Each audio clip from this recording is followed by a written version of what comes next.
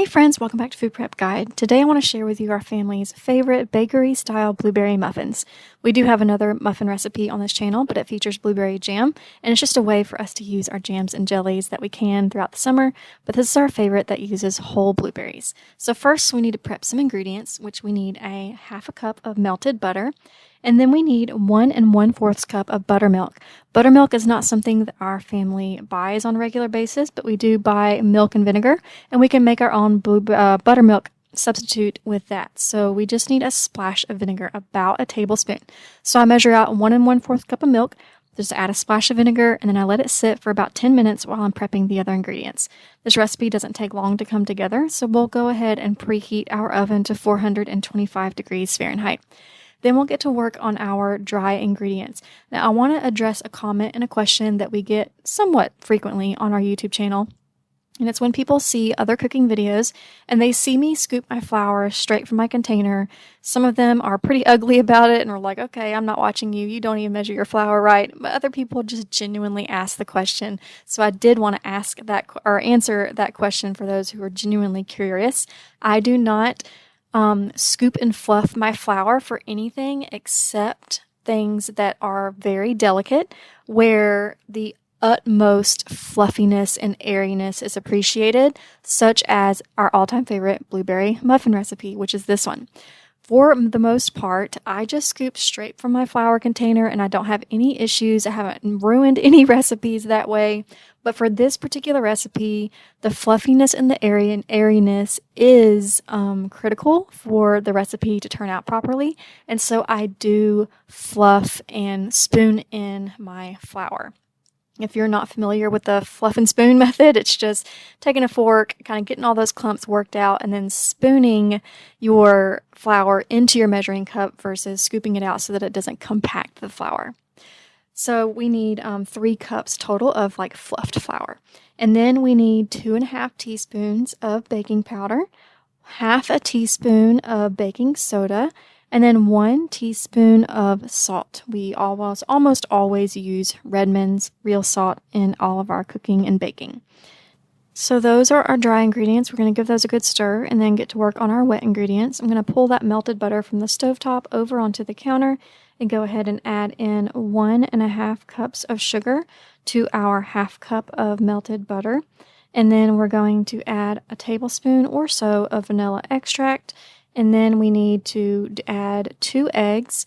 Sometimes recipes call for room temperature, sometimes cold. I've never really seen a difference, but 2 eggs. And then go ahead and add in that homemade buttermilk. You can see it's kind of clobbered a bit, which is going to give us that slightly sour tang that is that comes along with the buttermilk. And then we need sour cream, which is 1/3 cup of sour cream. It's going to help make these muffins very, very moist. Stir that together. I usually switch to a whisk at this point and get that all stirred together well. And then we're going to combine the wet ingredients with the dry ingredients and give that a good stir. But the important thing with stirring this is that we do not over incorporate. So you just want to stir until the ingredients are just combined, because over stirring is going to change the texture of your muffins. They won't be quite as fluffy and airy. Here's what it looks like for the dough to be just combined. And then we need our blueberries. I don't ever measure here, but I like to use wild blueberries when our fresh blueberries are not in season, or like right now, we're going a year without a garden. But if I use whole blueberries, I like to use my ground beef masher and smash them to where they open up a little bit, because we do like those kind of ribbons of purple throughout our blueberry muffins. But either way, whether it's whole, fresh, or small, you need about a cup, although I typically don't measure. So this whole recipe is going to make about 12 muffins, and I wanted to talk about filling the muffin liners because this is another point that kind of changes the recipe a bit.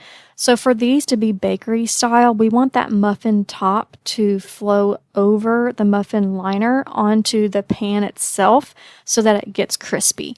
So the key to bakery muffins is having that crispy edges around the muffin top and then the super soft fluffy center. So doing that, or the way to do that, is to overfill your cups. Normally recipes will tell you to only fill them about halfway, but for this bakery style, you want to overfill them, and this recipe makes 12 almost exactly when you overfill the muffins. A lot of people will only bake 6 muffins at a time and divide the baking into 2 batches. Because the muffin tops do overflow a bit, they can stick to each other. You'll see that at the end of the video, I just take a butter knife and cut it in between because I usually don't like to take the time to divide this batch into 2 different batches. But I wanted to mention it just in case you want to do that and you don't want to have to deal with the muffins sticking to each other at the end. But as you can see, it's pretty simple to unstick them. Okay, finally, we're going to do a granulated sugar with a slightly lemony flavor to it for the topping. I like to use these true lemon slices if I don't have any freeze-dried lemon powder. I like to use these. I don't measure the sugar, but it's probably about 2 tablespoons or so. And then I use 1 of these true lemon packets, give that a good stir, and that's what I use as the topping. You can easily add a streusel topping with some butter and flour, maybe some brown sugar.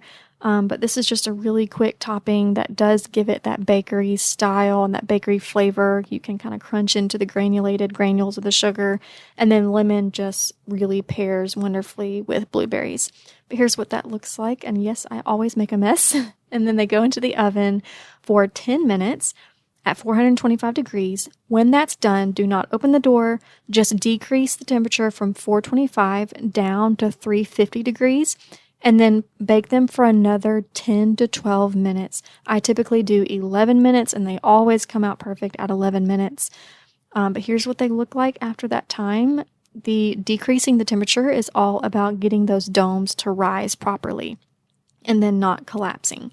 But our children love this. I love this recipe. Sometimes we do chocolate chips if people are craving muffins and we don't have blueberries. This is definitely a seasonal recipe usually for us. It's how we use blueberries from the garden. But we had some in the freezer, so I went with that. But when we don't, a lot of times we use chocolate chips instead of blueberries. Okay, y'all, I hope you enjoy it if you decide to try it. That's all for today, and we'll see you next time. Bye.